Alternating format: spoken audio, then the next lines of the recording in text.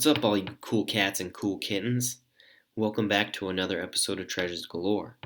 My name is Michael Elder, and I know it has been a few weeks since I made my last video. I apologize. The company that I own, this is the busy season for us, and so I'm not going to complain. I still have a job and we're busy. Thank goodness oil prices went into the negatives, so the oil field's not doing too hot right now. And with all this coronavirus going on, it's kind of messed up a lot of things for a lot of people. So, anyways, this video is going to be about my solve, and I'm gonna talk about No Place for the Meek. So I did a video throughout the poem up until this point. Now I know some of this stuff I've talked about in recent videos, and so I'm gonna kind of go over it again lightly and just kind of skim through it. That way, kind of reiterate my point of why I think No Place for the Meek is a cemetery and crossing the road. So this whole solve is completely book oriented. Try not to use any outside interpretation for the clues. Now I know there's one part of this solve that I'm gonna use Google to show you, but I didn't find this out until after my first boots on the ground. So I just thought it was interesting, and I'm gonna bring that up. So I went over where one wanders halt, take it in the canyon down, not far but too far to walk, and put in below the home of Brown. So in the poem, the next line is, from there, it's no place for the meek. Now in the book, there are two places that I feel like really hint at no place for the meek. And obviously, the first one I'm going to bring up is in No Place for Biddies. Now, that directly resembles the poem No Place for Biddies, No Place for the Meek. So, when you're reading that book, it really sticks out to you. Maybe this is a hint to No Place for the Meek. And so, in The Thrill of the Chase, page 20, he says, for instance, I remember when I was about 8 and overheard two ladies talking. They were neighbors who lived down the block, and both thought they were better than me because they lived in a brick house. One said to the other, talking about me, of course, he'd run away from home, but he's not allowed to cross the street. And then later it says, besides, I could cross the dumb street anytime I wanted to, and it was stupid of them to say I couldn't. I walked to school almost every day, didn't I? And cars were whizzing every which way, weren't they?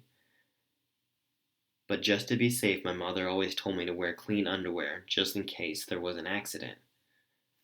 So, he is saying that these old ladies were talking about him, and they would say, he'd run away from home, but he's not allowed to cross the street. So in my previous video, I said my keyword is home. And when he uses home and he's talking about, this instance, he's talking about running away from home, but he's not allowed to cross the street. And so home, let's say home is, the keyword, and he's talking about the actual home of Brown. So not allowed to cross the street. So that would be right after home. So if this was no place for the meek, that would mean to cross the street. So let's look up a couple different definitions also. So the word biddy. So the primary meaning of biddy, and this is in slang, is chicken, and it first appeared in the 17th century. So okay, let's keep reading. By late 18th century, biddy had been adopted as a derogatory slang term for women. So, biddy can mean chicken. And that brings up, the old saying, why did the chicken cross the road?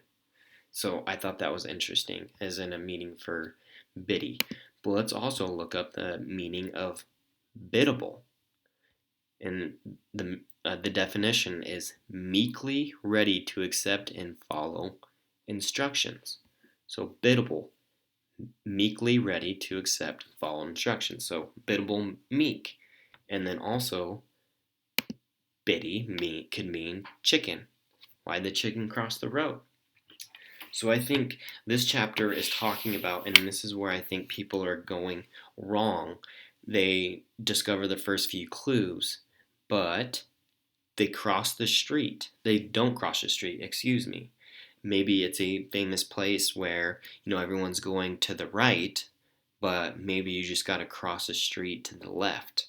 And, maybe there is no trail over there, and you have to either run through a cemetery and across the wide open field. So, in Too Far to Walk, I always use Too Far to Walk to bring me back to the thrill of the chase, because there's so much stuff that, brings me back to it, and that's kind of why I think these things are important. So in Too Far to Walk, page 42, he says, it's the chapter Jumping the Mill Truck. And Forrest Fenn writes, Homer never stopped rolling and we never stopped running, except to grab more milk and head out again. Dodging cars as they whizzed by was part of the thrill. So that directly resembles No Place for Biddies when he says dodging cars as they whiz by. He uses the same term in this, and he says it was part of the thrill. Now, to me, he's talking about, the thrill of the chase. Dodging cars as they whiz by was part of the thrill of the chase. So, some point in the solve, you have to cross the street. So let's go to the next one. So No Place for the Meek could mean to cross the street. So let's go in on page 41 of The Thrill of the Chase. And I'll read. Sometimes when it wasn't too cold, I'd get even with my father for switching me by jumping out of the window by my bed and walking down to the cemetery, which was just a block north of our house. It took guts to go in there when it was dark with no moon. I still remember the sense of accomplishment I felt when I sat on some dead guy's grave marker. I wasn't even afraid. A kid really has time to think in a graveyard. So, it took guts to go into the cemetery when it was dark and no moon. And he says, when it wasn't too cold. Well, we all know that your effort will be worth the cold. And so, maybe that could mean that No Place for the Meek could be also a cemetery. Maybe you have to cross the street and go through a cemetery. So let's go to, I'm going to try to get through this as quick as possible. Page 33. I still remember that grandmotherly look on her face, and I've thought about her in some of my best dreams. If I could find where she's buried, I'd slip out there some dark night and push a nickel under her grave marker and just leave it there. Somehow I sense she knows that and is smiling down on me.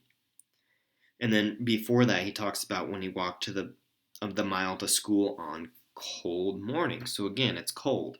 And then he's talking about slipping out at night once again and going and looking for this lady's cemetery and pushing a nickel under a grave marker and just leaving it there, which kind of sounds like he's talking about the chase. Now I know it's not in a graveyard and yada yada yada, but it's just funny how he says I'll push a nickel and just leave it there. And I don't know if I brought this up before, but leaving a nickel means, on someone's grave means you went to basic training together. So, something that's interesting. So, let's continue on to page 42. And it's a gypsy magic. The screen was easy to unlatch, so I jumped to the ground and run as fast as I could through the cemetery and across a wide field toward the firelight. So remember, the screen was easy to unlatch. remember that for now. But in this one, he's running through the cemetery and across a wide open field. So, and then you got In My War for Me, and he tripped over the grave marker and came face to face with a stone grave marker. And so, there's a lot of stuff about cemeteries. Now, I mean, there's a lot of other stuff like in different books talking about cemeteries and stuff. I'm rereading The Catcher in the Rye, and a searcher wrote me and told me that there was something important in that book, and so I'm rereading it, and it just kind of blew me away that I never caught that in that book. So I'm going to be doing a book review on that soon. I am going to still be doing a book review on 80, but all my attention is went to The Catcher in the Rye right now, so I might do that one first. Okay, so My War for Me talks about the magical clearing, and the waterfall, and then you have the grave markers. Now, this is the interesting part, and I didn't bring this up in my last video on talking about cemeteries. So in Too Far to Walk, there is 4 instances of him talking about screens. Now, in the Gypsy Magic, he talks about the screen was easy to unlatch, and then he'd jump through his window and run through a cemetery. So on Too Far to Walk, on page 12, he's talking about getting switched by his father. And he says the velocity with which he slammed the screen door was indicative of the rigorousness of my impeding whipping. So there's a screen door, and it was slammed, okay? Then you got on page 43, and he's talking about jumping the milk truck and, running into this lady's house, and she was in her undergarments. And he says, I didn't know if it was her or the screen door slamming. So again, a screen door slamming. Now let's go to page 48. And this is Mom and Me when he's running away from home to go to school once again. And he says the screen door slammed loudly in protest. So 3 mentions of a screen door slamming. Weird, right? But there's one more. Let's go to page 134. And this is Mrs. Rockefeller Goes Rogue. And he says, when the screen slammed, there was a wild dash. 4 instances of a screen door slamming. Now that brings it back to the thrill of the chase, and the screen was easy to unlatch. So could that also be another hint back to running through a cemetery? Maybe, or maybe it has some different meaning, but 4 instances in this book of a screen door slamming. Really interesting. So, and I've went over this, so I'm going to go through it fast. So, in Too Far to Walk, there is about 4 instances, again, 4 instances, just like the screen door slamming, of him tiptoeing through bodies at night, and he always mentions that they're sleeping, or he mentions death in these also. Sleep is a cousin of death, and the other instances he'd bring up, killing someone, or something like that. So I'm going to go through this really quick. If you haven't watched my video about this, check it out. I talk about it more in depth. So on page 50, he was crowded in so tight between bodies, and he learned that he could sleep for long distances standing up. So crowded in tight between bodies. It's interesting that he uses the word bodies instead of people. Bodies, right? And sleeping for long distances standing up. Page 54. So many kids were sleeping on the floor, there was hardly tiptoe space. There was such a jumble of bodies. It was hard to go to the bathroom. So, again, there's jumble of bodies. And he's tiptoeing around these people. There was hardly tiptoe space. And he mentions bodies. Sleeping in bodies once again. So on page 58, A huddle of 60 bodies living in one room would probably kill me today. So, again, bodies. There's a lot of bodies right here. And then it would have probably have killed him today. So, kill and death, right? And then you got sleeping. So, in the other two. So, the last one I want to bring up is, no, there's two more. So, page 134. When the screen slammed, there was a wild dash as three stampeding female bodies flung across the room. My wife may have been killed. Interesting. So he's talking about the screen door slamming right here and bodies, and his wife may have been killed. Just like the huddle of 60 bodies, it'd probably kill him today. So that's a big one, right? So let's go to page 238 of Too Far to Walk.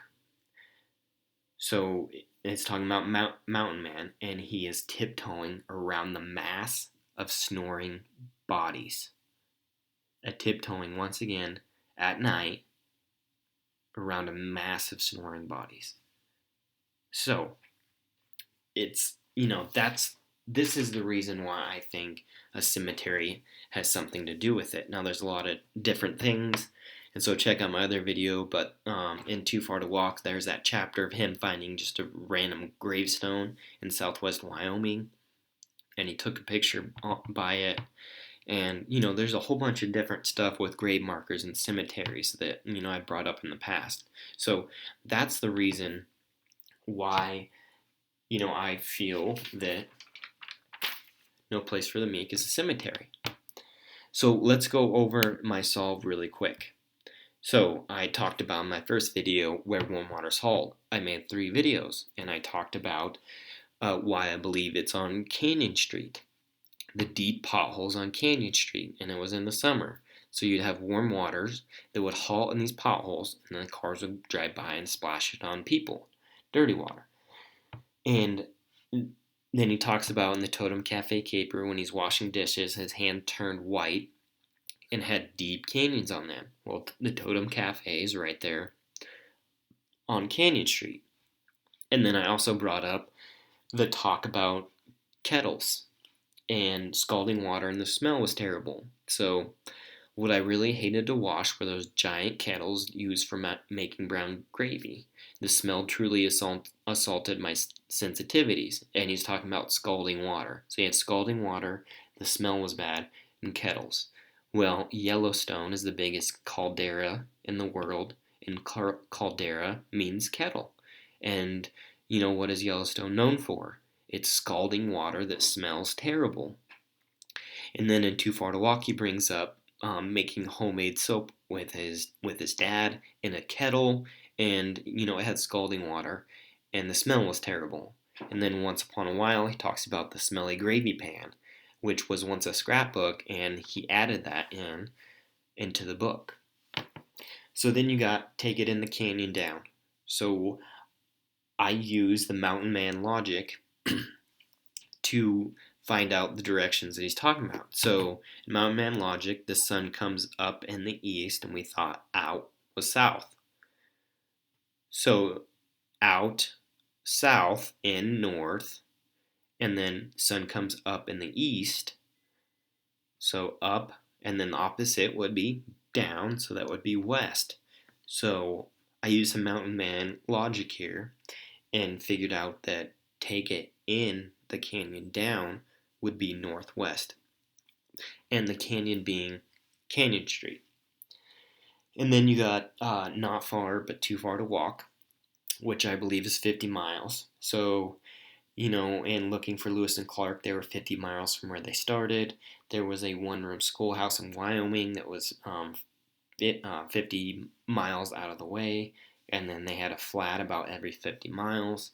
And then also in the chapter, The Long Ride Home, again, home might be the key word, and he's talking about in between Shoshone and Casper. He got kicked out of the car and he was walking.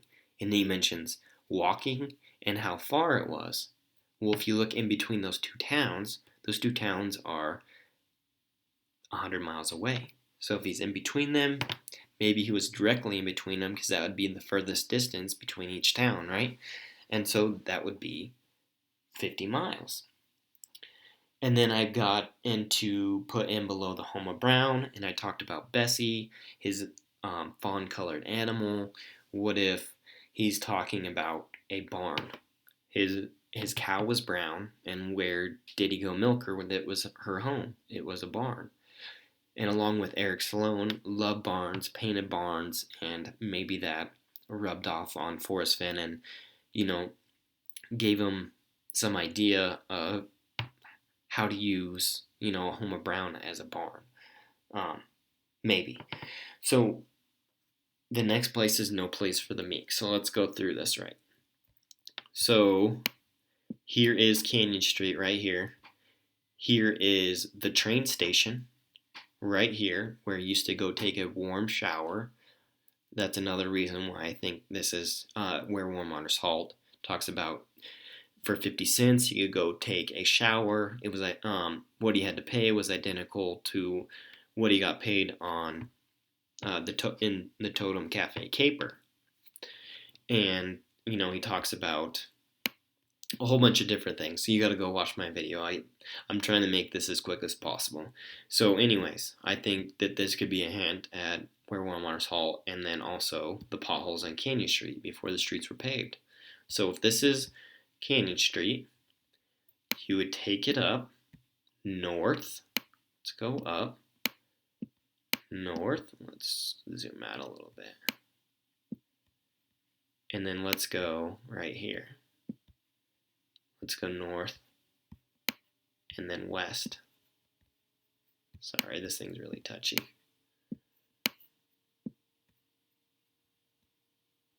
Oh, right there.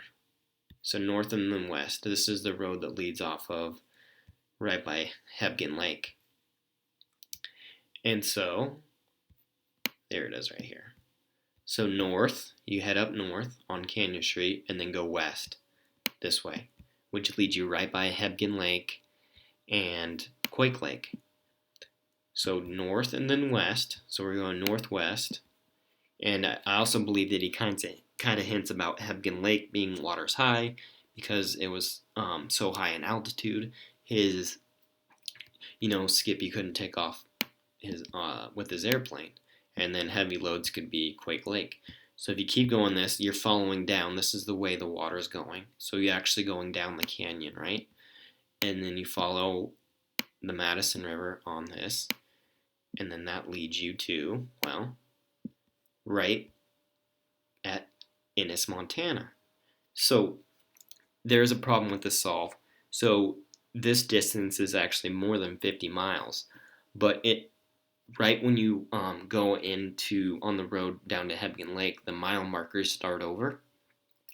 And once you get to mile marker 46, so mile marker 46, right below Ennis, Montana, you get, it's a cemetery. So Canyon Street, north, and then west, and then mile marker 46 is literally right here. So right at mile marker 46, almost 50 miles, you have a cemetery on the left-hand side of the road. So let's go to this too. So it's right below Ennis, Montana.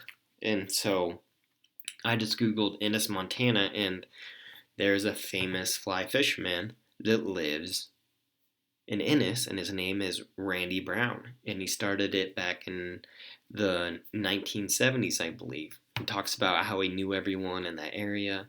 And, I believe Forrest Fenn has probably met Randy Brown because, he's a famous fisherman. And so he lives in Ennis, and this is famous for Ennis, Montana. And this cemetery is, right below Ennis, Montana. Right below it. Kind of close to the Madison River. So, there's another interesting part of this also. So, in Cameron, which is probably 10 miles, I don't quote me on that, but 10 miles south of here, there is a famous one-room schoolhouse in Cameron, and it was built in 1909, and it's not a museum, and yeah, 17 miles south of Ennis. And so it's a famous one-room schoolhouse that's right below this. And, talking about 50 miles out of the way to the one-room schoolhouse, I just think it's interesting that there was a one-room schoolhouse in this. And so, here's the cemetery, and I'll get in my next video on where I went after this, but it seemed like a big coincidence, right?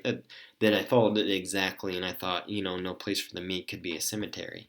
So I thought I had it figured out. I mean, with the book, just using straight with the book, right? I went and I saw the cemetery, and I was like, no way. So I took a few pictures when I went and looked, which I think is interesting. So there's Candy Street, where Water's halt. And then here's a cemetery. That's a picture of it. There's another picture. Another picture. And then this is what I thought was interesting. So in the thrill of the chase, there's this picture right here, right? He's in a cemetery sitting down, and there's a whole bunch of grave markers, but there's one cross just out there, just one cross. And in this cemetery, there is literally one cross, and it's a big cross that sticks out. And I was like, really? Going off that picture, there's a cemetery, there's one cross in it, and in this cemetery, mile marker 46, after I went north and west, there was a big cross sticking out. So I was like, man, did I figure it out? There's another picture of it.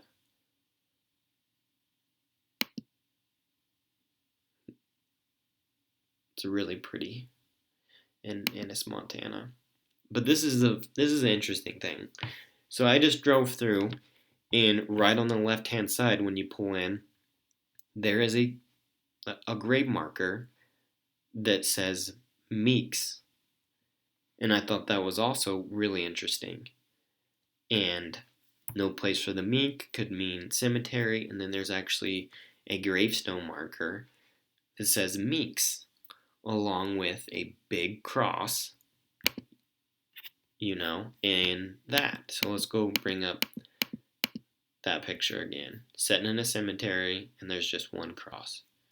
And then you got the big cross, along with the grave marker that says Meeks. And this is where I'm going to end the video. So this is my solve up to now, just using the books, and this is the kind of the route that I took on my last solve. Now again, I'm not saying this is right, I'm just going over my last solve and explaining to you, how I thought I figured it out, and, I just think it's an interesting solve. I mean, it's not the normal solve that you would, see or read on the blogs. Just using the book and trying to follow it exactly. There's another picture, it's kind of blurry, but it's with the cross and the cemetery. And there's Canyon Street. So I'm going to end the video here.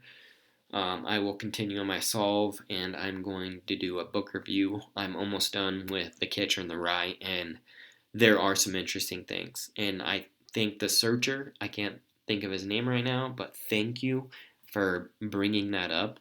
And it's interesting, and it just further, throws me down into confirmation bias completely, especially with the cemetery.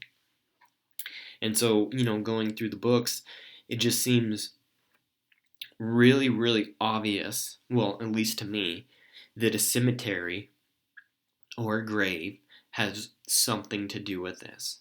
And I think that if we can figure out who important is buried to Forrest Fenn here, I figure maybe we could solve this thing.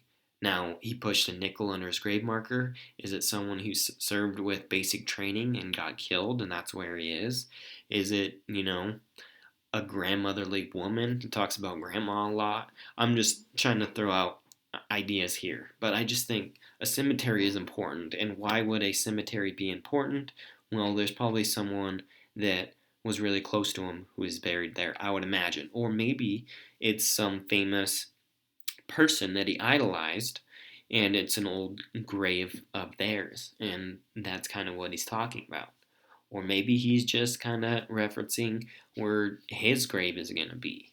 So I do not know. But with all the stuff I shared about the cemetery, it seems like it has to do with the thrill of the chase, and maybe that's something that we're all missing, and that would crack this. Because he said if you could solve the first two clues, you could find the treasure chest. Well, what if you figured out the important place of what it could be, like a cemetery or something like that? You figured out the first two clues, and you looked all by those first two clues and then found a cemetery. And then you went to that, and then, that's where the clues led you, and you could find it. Maybe. That's what I feel like we're all missing. There's something we can use logic to determine what this important place is, and all we got to do is find the starting point, and then from there you can locate it and find the chest. So, anyways, guys, thanks for watching. If you're still watching this video, it took a little longer than I expected, but if you're still watching this, thank you.